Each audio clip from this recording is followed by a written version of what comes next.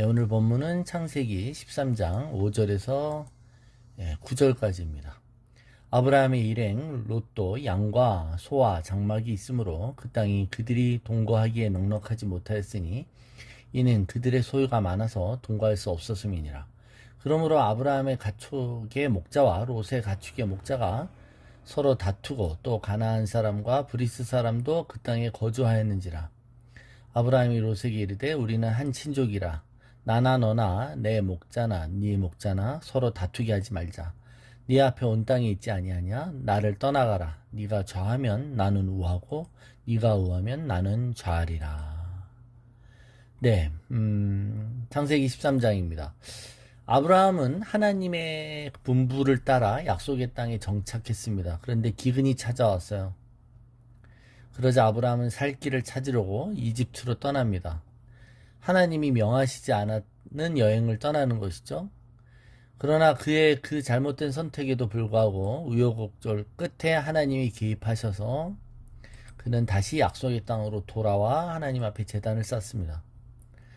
아브라함은 기근이 끝나서가 아니라 이집트에서의 환대가 끝났기 때문에 가나안으로 돌아올 수밖에 없었죠. 애굽왕 바로는 어찌하여 나한테 거짓말했느냐. 자, 네 땅으로 돌아가라고 합니다. 우리가 세상을 살다가 믿음을 버리고 오히려 세상을 향해 갈 때 오히려 역설적으로 세상은 우리를 향해 믿음으로 돌아가라고 충고할 때가 있습니다.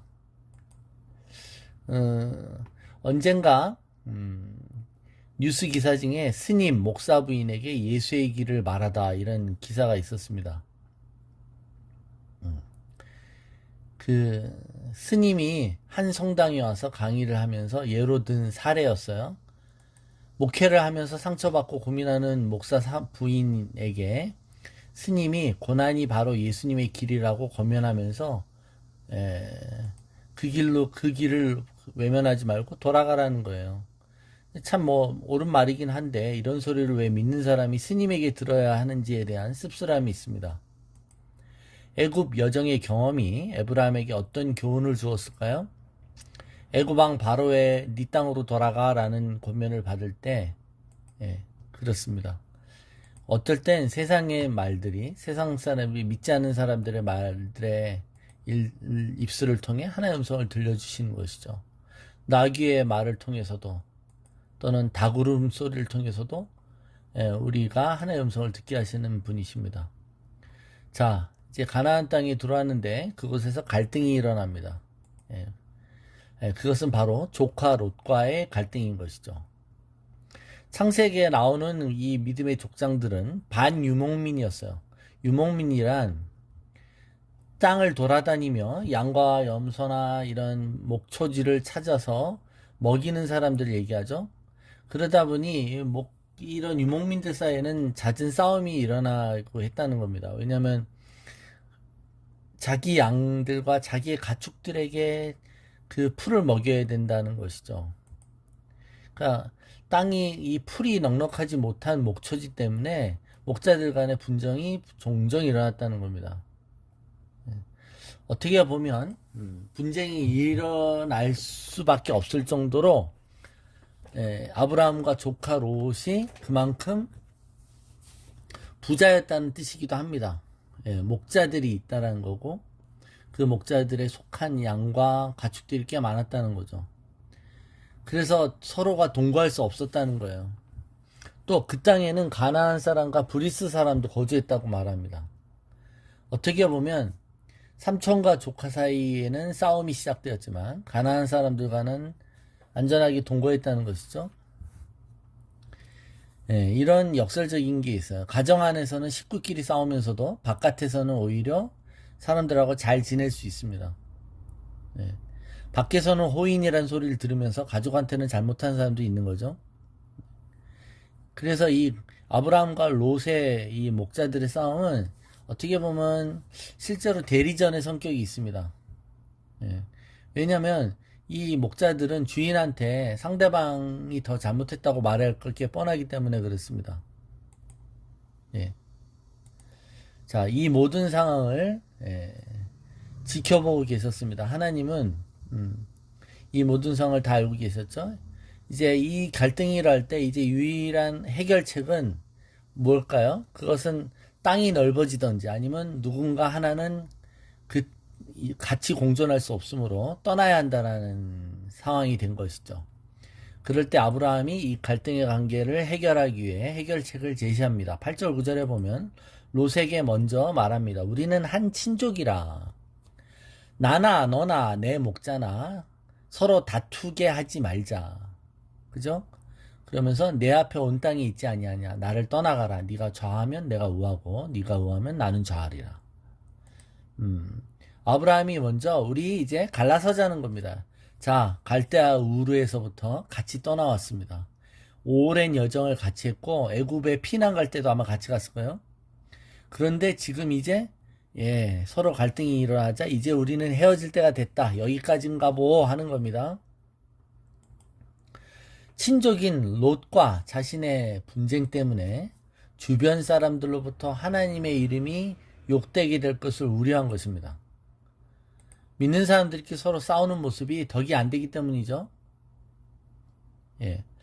아무리 친척이고 가까운 관계일지라도 서로 갈등하고 반목이 쌓이다 보면 쉽게 싸움과 증오로까지 비화할 수 있습니다. 이런 추하고 덕되지 않은 모습을 사람들에게 보여주기 싫은 거예요. 형제가 연합하여 동거함이 어찌 그리 선하고 아름다운고 라고 말할 수 있으면 좋으나 그 이상적인 평화로운 공동체가 실현 불가능할 때, 그죠? 그럴 때 성경은 아름다운 이별을 사선책으로 제안하는 것입니다. 그러니까 여러분, 같이 화목하게 지내야 되고 그런 관계여야 함에도 붙어 있어서 싸우는 것보다는 서로 떨어져서 사이 좋은 게 더 좋은 거라는 거예요.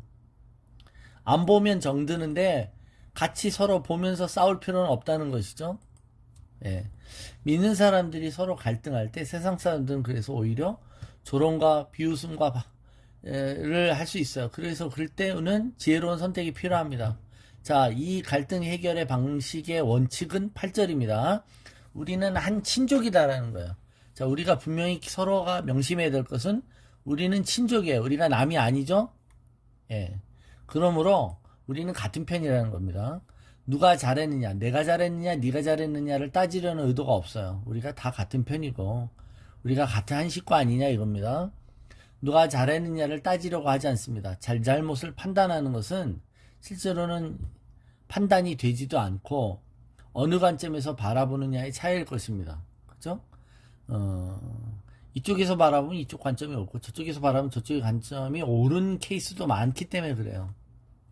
그래서 잘했다 잘못된 관점을 가지고 해결책을 찾을 수 없어요. 실제로는 어느 한쪽이 일방적으로 잘못한 경우가 있어요. 그런 경우도 있긴 있습니다. 그런데 그런 경우도 잘잘못을 따지는 건 문제 해결에 도움이 안 됩니다.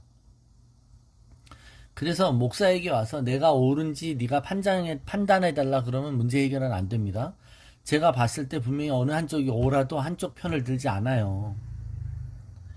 그런데 자꾸 우기는 분들이 있어요. 자기 편을 들어달라는 겁니다. 자기 편을 안 드는 목사 너가 잘못했다 이렇게 말하면 오히려 잘못된 것이죠. 그래서 잘잘못을 따지려고 하기보단 감정이 상하고 나빠지는 관계의 어려움을 구하기보단 그냥 따지지 않는 것입니다. 우리가 한 친척이고 한 고륙이라는 것만 생각하라는 거예요. 우리가 믿음의 한 식구요, 한 공동체에 속한 그리스도 몸의 한 지체라는 것만 상기하면 된다는 것이죠. 그러니까 우리가 한 가족 아니야? 우리 싸우지 말자는 겁니다. 그죠? 싸우는 것을 주느니 그냥 우리 아름다운 이별을 하자. 예. 같은 목초지를 놓고 서로 내 거라고 차지하겠다고 으르렁거리면 계속 지내는 것이 곤욕이죠. 예. 그러느니 아예 서로가 서로의 영역을 달리하자는 겁니다. 자, 그러면 어떻게 달리할 거냐는 거예요. 어떻게 서로 선택하도록 하느냐. 그러면서 두 번째 대안을 제시합니다. 그것은 자, 네 앞에 땅이 있지 않느냐. 그러니까 네가 우하면 내가 좌하고 내가 좌하면 네가 우하리라. 예. 그건 뭐예요? 선택권을 주는데 네가 먼저 선택하라는 겁니다. 우리가 싸워서 분열하기보다는 오히려 선택권을 양보하는 내가 손해보고 하나가 되겠다라는 거예요, 여러분. 그러니까 진정한 하나는 어떻게 보면 누구 하나는 양보해야 되고 누구 하나는 손해를 봐야 돼요.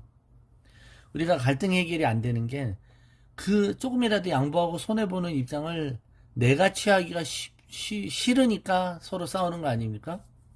근데 지금 아브라함은 롯에게 먼저 선택권을 줍니다. 네가 먼저 다 하고 싶은 대로 해봐 이겁니다. 솔직히 여러분 아브라함과 조카 롯은 삼촌과 조카의 관계이므로 그 친족 공동체의 리더였던 아브라함에게 있어서 조카에게는 어쩌면 손쉽게 네가 양보해라. 내가 삼촌이고 내가 리더잖아. 이렇게 하면 어떻게 보면 그것에 이렇게 반기를 들 수 있는 관계는 아닌 거죠. 그죠? 예. 네가 가라 하와이 하면 되는 거예요. 내가 명령하면 되는 거예요. 그런데 그는 그 초장을 선택할 수 있는 권리, 자기의 영역을 선택할 수 있는 권리를 롯에게 먼저 줍니다. 예. 이게 아브라함의 어떤 믿음이 나오는 장면이고 아브라함이 멋진 장면이죠. 아브라함은 경제적 이익이나 이런 것들을 먼저 확보하는 것에 우선순위가 있는 게 아니라 하나님의 부르심을 이루는 것에 먼저 충실하기로 하는 것입니다. 자신이 집착하고 자신이 붙잡아야 하는 것은 이 땅에서의 부를 보장해주는 목초지가 아니라는 것을 알기 때문에 그렇습니다. 우리도 그렇죠? 우리 인생에서의 목적은 하나님의 소명과 부르심을 이루는 것이지 이 땅에서 어떤 부와 어떤 명예를 보장하는 어떤 것들을 확보하는 게 아니라는 거예요. 그러자 아브라함이 실리를 양보합니다. 손해보기로 결정하는 거예요. 믿는 사람들이 믿음을 나타낼 때는 종종 손해보는 걸 자원할 때입니다. 그러니까 여러분, 우리가 기득권을 버리기로 결단하면 해결되지 않는 문제는 없을 수 있습니다. 그것이 우리의 자존심의 문제이거나 기득권의 문제가 아니라 하나님이 주신 비전의 문제였다면 우린 절대 포기하면 안 되죠. 세상과 타협해야 되는 문제라면 타협하지 않는 것이 손해를 보는 것이겠지만 우리는 세상과 타협하거나 악착같이 하나 또 잃어버리지 않으려고 할 때 어떻게 보면 세상 사람들처럼 악착같이 그죠? 절대 손해 안 보고 할 때 자기가 보장받으려고 하는 이익이 있겠지만 아브라함은 그러지 않다는 거야. 왜죠? 본질이 아니기 때문에 그렇습니다. 비본질적인 것은 충분히 양보할 수 있다는 것입니다. 그래서 우리가 여러분 아브라함의 이 태도에서 우리가 본받아야 될 게 뭡니까 여러분? 나그네와 행인 같은 이 삶에서 모든 땅이 하나님께 속해 있을 때 그 땅을 선택하는 것에 있어서 결국 우리는 하나님의 관점을 취해야 되는 것이죠. 그리고 내가 갈대아 우르를 떠나서 여기까지 왔잖아요. 내가 익숙했던 기득권을 포기하고 왔던 아브라함이 이제 또 자기가 삼촌으로서 누릴 수 있는 그런 기득권을 포기합니다. 그러니까 믿음의 조상은 언제나 자기가 주장할 수 있었던 기득권을 과감히 양보하고 포기할 때 나오는 거죠. 자, 그럼 우리가 포기할 수 있는 게 뭘까요, 여러분? 우리 삶에 있어서 돈은 우리 인생의 본질일까요? 우리 삶에 있어서 명예와 지위는 본질적인 것일까요? 때때로 이런 것들도 우리가 당연히 믿음을 위해서 포기해야 되는 것인 줄로 믿습니다. 우리가 하나님 앞에 정말 이런 멋진 그죠? 믿음의 이런 나이스한 어떤 장면들이 있잖아요. 애굽으로 쪼다같이 가서 자기 부인을 누이라고 속일 때는 진짜 어떻게 보면 참 구리고 바보 같은 아브라함의 모습이지만 인생에서 또 이렇게 믿음의 모습이 이렇게 교차적으로 나옵니다. 우리가 그렇잖아요. 우리가 어떨 때는 되게 믿음이 없고 어떨 때는 또 되게 믿음 있는 행동을 합니다. 그죠? 예, 그럴 때 하나님이 우리가 믿음의 행동을 한 것만 기억하셨다가 나중에 칭찬하실 것을 믿습니다. 우리 다짐하십시다. 본질적이지 않은 것은 이 땅에서 과감히 포기하고 양보할 수 있도록 주님의 이름으로 주님의 소명과 부르심 때문에 이것은 본질적이지 않으므로 내가 양보함으로 갈등을 피하고 하나님의 이름에 먹칠되지 않기를 내가 예, 원한다는 겁니다. 제가 아는 그 내적 치유 사역자 중에 까먹었는데 간단한 이름이었는데 그분이 미국에서 목회를 하시다가 그 친구 목사가 있는데 친구 목사가 그 목회하시는 교회를 거의 뺐다시피 했답니다. 그럴 때 이 목사님이 그냥 교회 갈등이 일어난 것보다는 그 친구 목사한테 그 교회를 주고 자기는 떠났다고요. 그냥 조용히 나왔습니다. 근데 그 교회를 떠나자 그때 하나의 음성이 들렸습니다.